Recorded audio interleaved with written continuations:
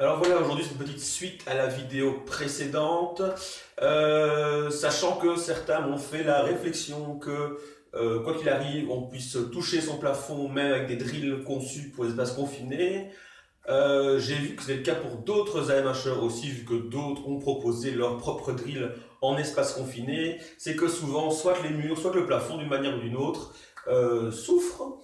Et le deuxième problème, de manière générale, on est limité dans les drills possibles à cause du manque d'espace. Donc, ce que je vais proposer aujourd'hui, c'est des substituts pour votre épée longue quand vous êtes dans des endroits qui ne permettent pas d'utiliser toute la longueur de votre épée. Alors, le plus simple, le premier, c'est simplement d'utiliser vos mains. Alors, vous n'avez pas de poids dans les mains, bien sûr, mais vous pouvez toujours utiliser ça pour améliorer votre forme, votre posture, grâce simplement en faisant ça. Hein, vous allez pouvoir faire des mouvements, faire des coupes, comme si vous aviez l'épée en main. Alors, le problème de ce système-là, bien entendu, c'est que bien sûr, vous n'avez pas du tout la sensation d'avoir quelque chose en main, et c'est d'autant plus un problème, c'est que vous risquez de perdre l'alignement de vos mains en le faisant. Solution très très simple, vous prenez n'importe quel ustensile pas trop long, ça c'est simplement un bout de bois, ça peut être votre tuyau d'aspirateur s'il est rétractable, ça peut être un balai rétractable, ça peut être n'importe quoi d'assez long. Ce que j'utilise parfois, c'est une dague en bois. Vous allez prendre la dague et utiliser la dague comme une épée longue, et la même chose, vous pouvez sans problème faire vos transitions de coupe. Vous voulez faire d'Exwerch, aucun problème. Vous voulez même tester vos estocs. Tout est faisable avec simplement un bout de bois. L'idéal, ce serait de posséder certains simulateurs, Victor Barbecue en vend par exemple, avec des lames très larges et poids au bout de lames très courtes, qui permettent aussi de s'entraîner chez soi. Bon, là, je pense que d'ici à ce que vous la receviez, le confinement sera terminé, donc ça n'a aucun sens. Ce qui marche très bien, je pense pour moi que c'est peut-être le meilleur outil, c'est d'utiliser simplement un maillet ou un marteau. Ça simule un certain poids, bien sûr c'est beaucoup plus équilibré vers l'avant qu'une vraie épée, mais ça marche assez bien. Ça a en plus la possibilité de faire un certain alignement de lames.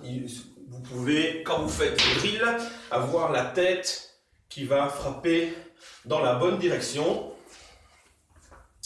Par contre, grand problème des marteaux, c'est qu'ils sont très courts, et donc vous pouvez faire de mauvais mouvements. Vous ne pouvez pas faire avec l'épée longue. Par exemple, si je fais ceci, avec votre épée longue, vous le tapez vous-même. Faites très attention à ça. Soyez attentif au fait que quand vous faites un mouvement, vous pourriez le faire également à l'épée longue.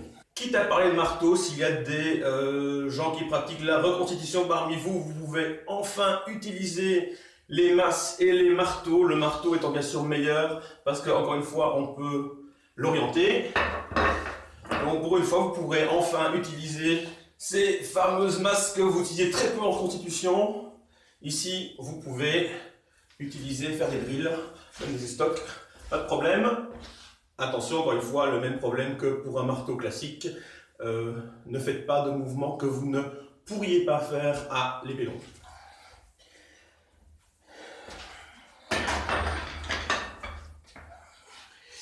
Et enfin, beaucoup plus facile à trouver si vous êtes en appartement, vous n'avez vraiment aucun outil. Simplement une bouteille. Dans ce cas-ci, c'est une bouteille de bière en verre.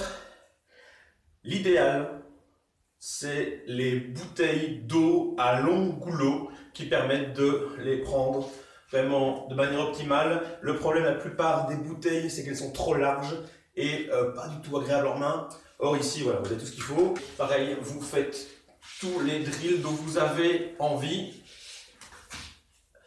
Je conseille pas spécialement les bouteilles en verre parce que si vous échappe des mains, ça fait des dégâts.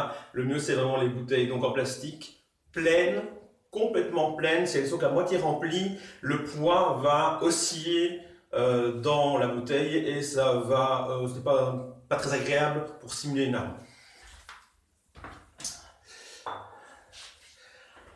Sinon, soyez imaginatif avec ce que vous avez chez vous. Ce qui marche très bien aussi, ce sont les haltères. Vous ne gardez que la poignée de l'haltère, qui a déjà un certain poids en elle-même, ou vous rajoutez un petit poids au bout, le plus léger forcément. Plus c'est déséquilibré, moins ça correspond à une vraie épée. Donc voilà, c'était assez court. Une bonne partie des idées qui ont été données ici me viennent d'une vidéo que je mettrai en commentaire en description.